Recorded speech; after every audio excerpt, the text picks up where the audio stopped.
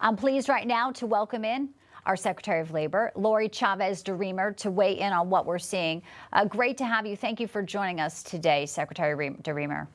Hi, Bianca. All right, let's begin in Los Angeles. So you have these looting. Of course, that impacts small business owners. Some never recovered after COVID and all the lockdowns. And we also have Mayor Karen Bass full out talking about the vandalism. You know, Secretary, she says it's so extensive. It needs all hands on deck now. Community-wide involvement is what she says. They're 1 year away from the World Cup. She says they won't be ready. You look at something like the World Cup, what a boon. Other cities would love to have it. It brings in so much ancillary income. Your reaction to the utter destruction and lawlessness, anarchy we're seeing in Los Angeles, and the business angle here today? Yeah, Bianca, I'm from Oregon and all too familiar with the destruction that can happen on the streets. And it's unfortunate. You know, our elected officials have one responsibility first and foremost, and that is to protect their citizens.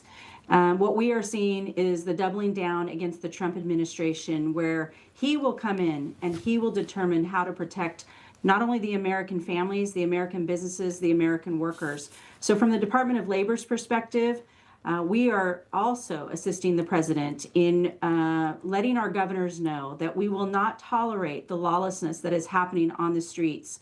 The Department of Labor sent governors a letter if they continue to incentivize illegal immigration. And from the Department of Labor, unemployment insurance, we will cut federal funding. And I think that that's the all hands on deck from the federal government that we can do to assist in protecting, again, not only the American worker, but our American businesses as well. Lawlessness will not be tolerated by this administration. Right, and you well know from Oregon, the autonomous zone that was set up, that's firsthand, not going back there. Let's talk about some of the progress being made. President Trump on Truth Social this morning when it comes to trade says the deal with China is done. Final approval, of course, President Xi, but he says it's going to talk about support to Chinese, what was agreed to, Chinese students, you know, using our colleges and universities, you know, tariffs 55%, China's getting 10%. Excellent. Thank you for the attention to this matter. Wall Street reacting positively to the news so far.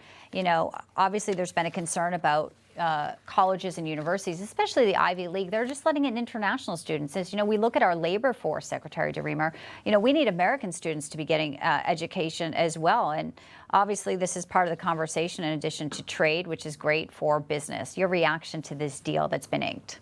Well, I was pleased to wake up to this deal. The president is the master negotiator and has continued to insist that we will have a level playing field with these tariff talks. Bringing China to the table, knowing that this is going to benefit the American economy, is going to take away the noise that we've been hearing. It is working. We are seeing tens of trillions of dollars in investments come back to the United States, and that is only going to continue to help the American worker. It is my responsibility as the Labor Secretary to then come in as part of this equation and make sure that we have the workforce for these investments that are being put on the ground in the United States. So this is really pleasing to the American people. I couldn't be more excited that this is continued down this road. But I will tell you, what Congress now has to do is pass this one big, beautiful bill. That is where we are today. The tariff talks the president has under control, but we now have to pass this. And I'm urging Congress to get this done for a couple of reasons. One, there's things on the road that I hear often, barriers to entry for, you know, maybe just some education in the trades that's traditionally not the four-year degree.